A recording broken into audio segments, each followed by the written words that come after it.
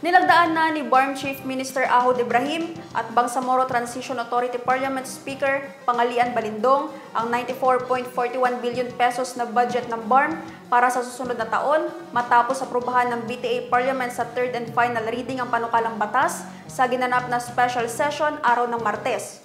Ang detalye sa report.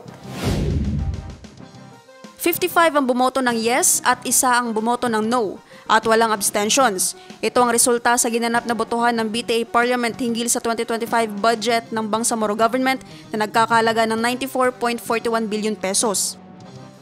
Assalamualaikum warahmatullah. Mr. Speaker, the result of the nominal voting on Parliament Bill number 341 entitled an act appropriating funds for the operations of the Bangsamoro Government from January 1 to December 31, 2025 and for other purposes as follows.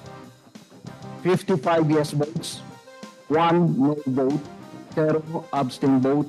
Mr. Speaker, the yes votes have it. Thank you, Mr. Speaker. With 51 yes vote, 55. 55 yes vote, 1 negative vote. By virtue of the power vested in me by our Speaker, I now declare BTA Bill number 341 approved on third and final reading. Pinakamalaking pondo ang mapupunta sa Ministry of Basic, Higher and Technical Education na 32.14 billion pesos. 11.43 billion pesos naman ang laan para sa Ministry of Public Works, 7.43 billion pesos ang laan para sa Ministry of Health, 3.84 billion pesos para sa Ministry of Social Services and Development.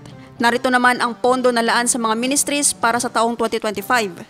Ministry of Agriculture, Fisheries and Agrarian Reform, 2 billion pesos. Ministry of Interior and Local Government, 1.92 billion pesos. Ministry of Environment, Natural Resources and Energy, 877 million pesos. Ministry of Transportation and Communications, 801 million pesos. Ministry of Human Settlements and Development, 624 million pesos. Ministry of Trade, Investment and Tourism, 5.76 million pesos. Ministry of Science and Technology, 486 million pesos. Ministry of Finance, Budget and Management, 451 million pesos. Ministry of Labor and Employment, 373 million pesos. Ang approved budget, 3.88 billion pesos. Ang laan naman para sa tanggapan ng Chief Minister at 5.33 billion pesos ang pondong laan para sa Bangsamoro Parliament.